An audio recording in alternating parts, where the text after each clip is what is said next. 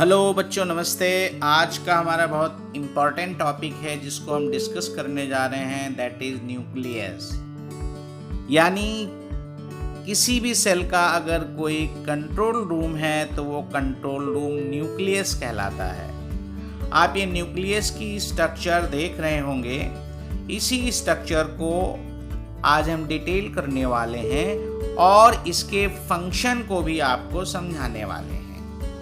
तो सबसे पहले चलिए हम स्ट्रक्चर के बारे में बात करते हैं कि न्यूक्लियस की क्या स्ट्रक्चर होती है। बच्चों, न्यूक्लियस जो है वो 4 मेन कंपोनेंट से मिलकर बनता है। न्यूक्लियर मेम्ब्रेन, न्यूक्लियोप्लाज्म, न्यूक्लियोलस और क्रोमेटिन नेटवर्क। यानी न्यूक्लियस के अंदर न्यूक्लियर मेम्ब्रेन होती है, न्यूक्लियोप्लाज्म होता है, न्यूक्लियोलस होता है और क्रोमेटिन नेटवर्क होते हैं। ये सारी चीजें मिलाकर न्यूक्लियस की स्ट्रक्चर को बनाती हैं। सबसे ऊपरी membrane, the outer most membrane is called nuclear membrane.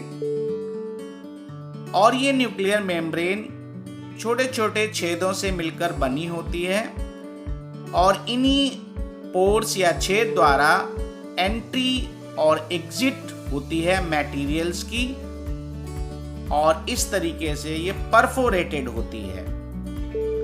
Nucleus के अंदर एक ग्राउंड सब्सटेंस होता है।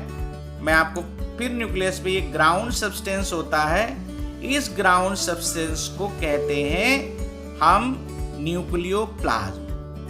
इसी न्यूक्लियोप्लाज्म के अंदर हम एक स्फेरिकल स्ट्रक्चर देखते हैं जिस पर मेरा कर्सर चल रहा है। इसको न्यूक्लियोलस कहते हैं। तो ये न्यूक्लियोलस भी बहुत इंपॉर्टेंट काम करता है।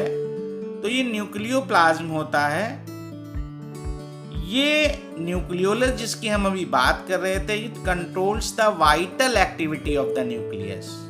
क्योंकि आपको मालूम है न्यूक्लियस को कंट्रोल रूम कहा जाता है, जो पूरी सेल की मेटाबॉलिज्म को, पूरे सेल के फंक्शन को कंट्रोल करता है। इसी ग्राउंड सब्सटेंस यानी न्यूक्लियोप्लाज्म में न्यूक्लियोलस हुआ और क्रोमेटिन नेटवर्क होता है।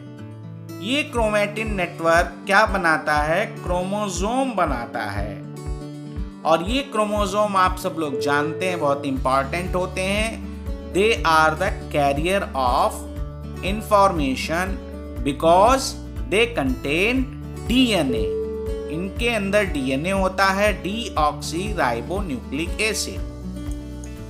बच्चों, आइए हम अब फंक्शन के बारे में बात करते हैं और डिस्कस करते हैं न्यूक्लियस का फंक्शन। बच्चों, पहला फंक्शन बहुत इंपॉर्टेंट है। It controls various activities of the cell. Cell के अंदर वेरियस एक्टिविटीज को कंट्रोल करता है, चाहे वो डिफ्यूजन हो, चाहे वो ट्रांसपोर्ट ऑफ मटेरियल हो, चाहे वो एक्शन ऑफ लाइसोसोम हो, फंक्शन ऑफ माइटोकॉन्ड्रिया हो।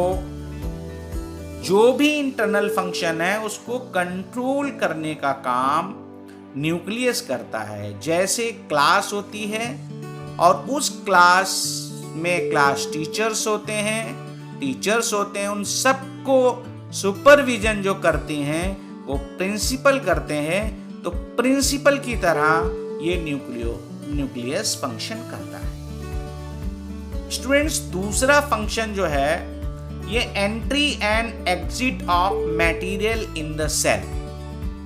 अभी हम बात कर रहे थे न्यूक्लियस की स्ट्रक्चर को, तो हम बाहर साइड में ये बहुत सारी स्ट्रक्चर्स देख रहे हैं जो एंडोप्लाज्मिक रेटिकुलम है, ER। ये ER जो है वो प्लेटफॉर्म कहलाते हैं और ये ट्रांसपोर्ट ऑफ मटेरियल करते हैं। और इन ER के ऊपर जो डॉटेड दिखाई दे रहे हैं राइबोसोम, ये प्रोटीन सिंथेसिस करते हैं। तो इन प्रोटीन की एंट्री न्यूक्लियस के अंदर और बहुत सारे मटेरियल की एंट्री और एग्जिट का काम ये न्यूक्लियस करता है। अगला जो बहुत इंपॉर्टेंट फंक्शन है बच्चों, it is responsible for passing the characters from parent to offspring. Offspring का मतलब उनकी संतानों में, यानी जो माँ बाप के लक्षण होते हैं उन कैरेक्टर्स को उनकी संतानों में, उनकी ऑफस्प्रिंग में पहुंचाने का काम ये न्यूक्लियस करता है। यानी ये सेलुलर रिप्रोडक्शन में भी बहुत मदद करता है। तो बच्चों, न्यूक्लियस किसी भी सेल का बहुत इंपॉर्टेंट पार्ट है और ये एग्जाम में फ्रीक्वेंटली पूछा जाता है कि what is the function of nucleus, describe the structure of nucleus, write down the name of component of nucleus. और इस तरीके से आपने सभी टॉपिक को अच्छे से सुना और देखा और समझा। आपने बहुत अच्छे तरीके से समझा, सुना, इसके लिए आप सबका बहुत बहुत थैंक यू, धन्यवाद।